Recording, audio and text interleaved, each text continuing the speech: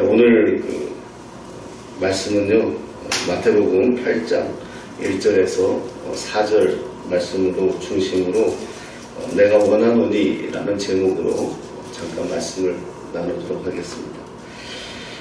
우리가 예수님의 사역을, 다양한 사역을 말하지만 그래서 우리가 좀 정리해서 말할 수 있다라면은 마태복음 4장 23절 말씀입니다. 23절에 이런 말씀이 있습니다. 예수께서 온 갈릴리에 두루 다니사 그들의 회당에서 가르치시며 천국 복음을 전파하시며 백성 중에 모든 병과 모든 약한 것을 고치시니, 이렇게 말씀합니다. 그래서 예수님께서는 가르치시는 사역, 그리고 전파하시는 사역, 그리고 고치는 사역, 이렇게 세 가지로 좀 정리해서 말할 수 있다. 예수님의 공생애가 그러니까 가르치시는 사역과 선포하는 사역과 그리고 고치는 사역을 중점으로 했다.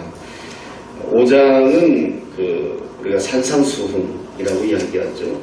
산에서 가르치신 예수님의 말씀인데 이것을 우리가 이제 가르치는 사역으로 볼 수가 있고, 그게 이제 7장까지 계속해서 5장, 6장, 7장 이렇게 이제 산상수훈이 나눠지잖아요. 그리고 산상수훈이 끝나서 예수님께서 말씀을 마치시매 무리들이 그의 가르치심에 놀랬다, 이렇게 성경은 이야기하고요. 왜냐하면 가르치시는 것이 권위 있는 자와 같고 그들의 서기관들과 같지 아니했다, 이렇게 성경은 이야기하면서 이제 가르치는 사역 이후에 고치는 사역이 이제 8장, 9장 이렇게 이어서 나옵니다. 약 한 10가지 정도의 고치는 사역에 대해서 나오는데 그 첫 시작이 나병 환자, 한센병 나병 환자를 고치는 그런 사역으로 시작을 합니다. 예수께서 산에서 내려오시니 수많은 무리가 따르니라, 이렇게 말하죠.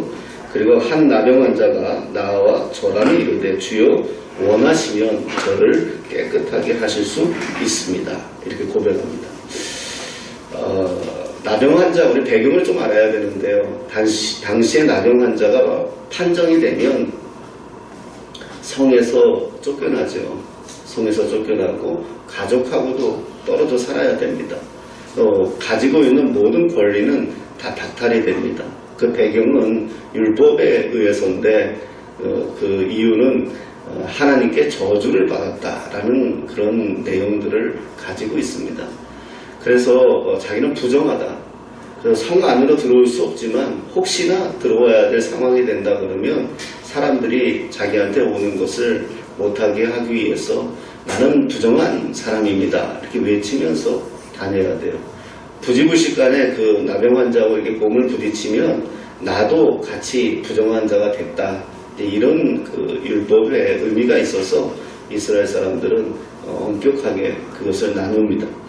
그렇다면은 이 나병 환자가 예수님의 소식을 들었겠죠. 예수님의 가르침에 대해서 아마 들었을 겁니다. 그래서 예수님을 만나면 자기가 깨끗해질 거라는 믿음이 발생했겠죠. 그래서 예수님 앞에 나왔다는 겁니다. 그런데요, 나병 환자가 예수님에게 나온 사건은 그렇게 만만한 사건이 아닙니다. 왜냐하면 예수님은 그 당시에 랍비라고 사람들이 생각하고 있었는데 랍비에게, 종교 지도자에게 이 나병 환자가 나온다는 것은 속된 말로 죽으려고 작정한 거죠. 돌에 맞아 죽지 않으면 다행이죠. 그러니까 어떻게 보면 나병 환자는 예수님께 나온 것이 목숨 걸고 나온 거나 다름이 없었다라고 우리가 생각할 수가 있습니다. 자, 그런데 예수님의 반응이 이제 중요합니다. 나병 환자야 자기가 자기 병 고치고 싶으니까 나와 올 수 있다 하지만, 자, 그를 바라보는 예수님의 반응은 어땠느냐 하니까 3절을 보니까 예수께서 손을 내밀어 그에게 대심히 이르시되 내가 원하노니 깨끗함을 받으라 하시니 즉시 그의 나병이 깨끗하여 진지라. 아멘. 성경은 이렇게 말씀합니다. 근데 여기서요, 예수께서 손을 내밀어 그에게 대시며 이르시되, 아까 이 얘기했잖아요. 나병 환자하고는 접촉해서 안 돼요. 나병 환자하고는 접촉하면은 같은 부정한 자가 됩니다. 그러니까 아마 많은 사람들은 지금 그 장면을 보면서 탐탁하게 여기지 않았을지도 몰라요. 어떻게 랍비가 어떻게 저렇게 부정한 자를 만질 수 있느냐 공공연히 하면서 아마도 뭔가 뒤에서 그렇게 좋은 모습으로 보지는 않았을 것입니다. 그런데요, 한번 생각해 보십시오. 나병 환자가 됐습니다. 나병 환자가 됐다는 것은 분리가 된다는 겁니다. 심지어 가족들도 만날 수가 없어요. 가족들도 함께 할 수 없는 상황에 처해지는 상황입니다. 아마 그것은 극도의 외로움일 거고 어려움일 겁니다. 힘든 일이죠. 우리가 외롭다는 것을 경험해 본 사람들은 알잖아요. 그런 나병 환자가 어떤 기대를 가지고 예수님에게 나왔는지는 모르겠지만 저분을 만나면 저분은 나를 고칠 수 있을 거라는 믿음을 가지고 나왔겠죠. 그런데 그래도 굉장히 두려운 마음으로 나왔을 겁니다. 거절을 받을 수도 있고요. 또 여러 가지 상황이 자기 생각대로 안 될 수도 있을 것입니다. 그런데 지금 예수님이 어떻게 하십니까? 손을 내밀었다는 겁니다. 나에게 손을 내밀었다는 거예요. 그리고 심지어 그에게 대시며 이르시되, 예수님이 말씀으로만 깨끗하게 될지어다 라고 말할 수도 있는데 손을 내밀어 그에게 대셨다라는 겁니다. 제가 오래전에 그 조용기 목사님 세미나에 젊으셨을 때죠. 세미나에 참석을 한 적이 있습니다. 그때 이제 한 사람이 질문을 했어요. 그게 저는 기억이 나는데요. 목사님, 그렇게 많은 사람들을 병자를 기도해주고 또 치료가 되고 하나님의 역사가 일어나고 했는데 혹시 기도할 때에 어떤 그 목사님만이 갖고 있는 어떤 것이 있습니까? 라는 이런 식의 질문이었어요. 왜냐하면 조용기 목사님이 그런 사역을 많이 해서 많은 역사가 있었다는 것을 우리가 알고 있잖아요. 아마 그런 궁금증에서 물어봤을 것 같아요. 그런데 조용기 목사님 대답이 그랬습니다. 다른 건 모르겠지만은 내가 누군가를 위해서 기도해 줄 때 그 사람의 마음이 되려고 애씁니다 라는 대답이었어요. 그 사람이 그 병자를 위해서 기도할 때 그 병자가 정말 낫고자 하는 그 애틋한 마음을 우리 기도하는 그 중보자가 같은 마음이 되어야 된다라는 것에 굉장히 공감을 했고 오랫동안 그 생각을 했고 지금도 혹시 병자가 기도 요청을 하면 그 마음이 되려고 애를 쓰고 해봅니다. 그 마음인 것 같아요. 예수님이 선포하기 이전에 이미 벌써 이 나병 환자는 다 마음이 녹아졌을 것 같아요.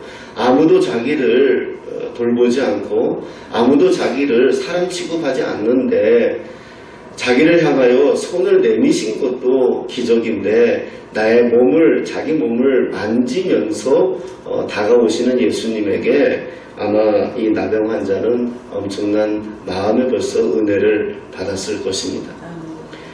예수님의 사역을 보면은요, 설교하기 위해서 설교하지 않았고요, 가르치기 위해서 가르치지 않았어요.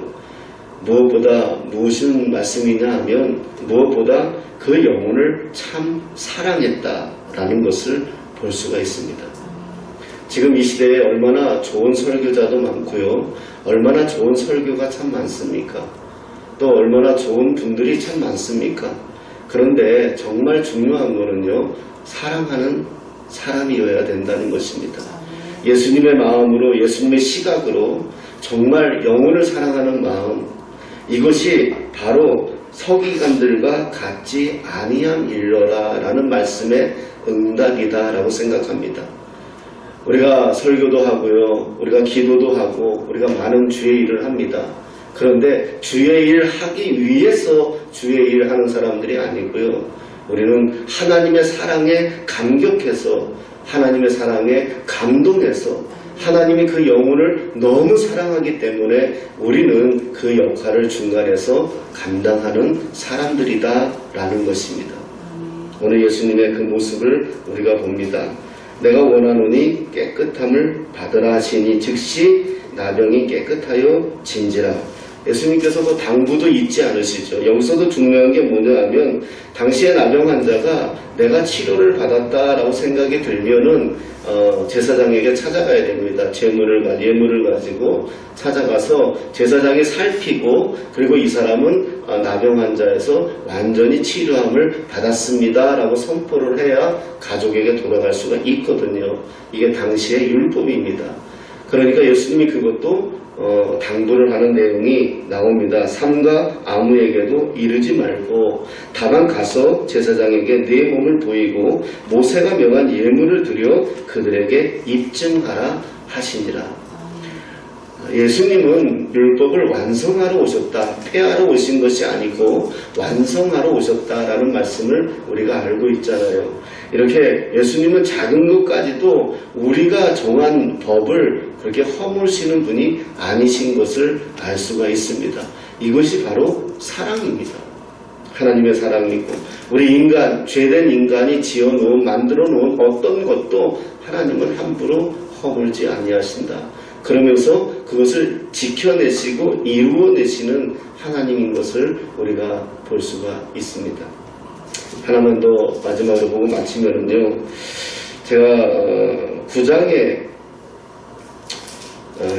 8장의 23절, 27절에 어떤 내용이 나오냐 하면 배에 이제 제자들과 함께 배를 타고 가다가 바다에 큰 놀이 일어나서 배가 물결에 덮이게 되고 막 난리가 나죠.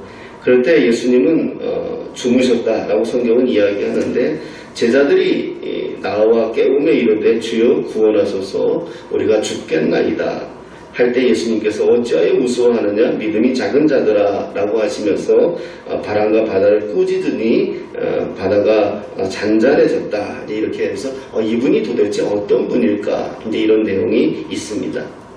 아까의 말씀과 연결시켜서 보고 싶은 내용인데 무엇이냐 하면 우리가 살면서 많은 어려움을 경험합니다. 우리가 살면서 큰 바다와 풍랑 같은 것도 우리가 만날 수가 있습니다. 제자들이 기억한 건 예수님이셨습니다. 중요한 건 뭐냐면 그 배에 예수님이 계셨다는 거죠. 무엇을 말씀드리고 싶으냐 하면은 우리의 삶, 상황, 정황, 현실은 어려울 수 있습니다. 큰 풍랑을 만날 수도 있고요. 나병 같은 정말 우리가 의도치 않은 어떤 전염병과 같은 것들도 우리에게 도전해 올 수도 있을 것입니다.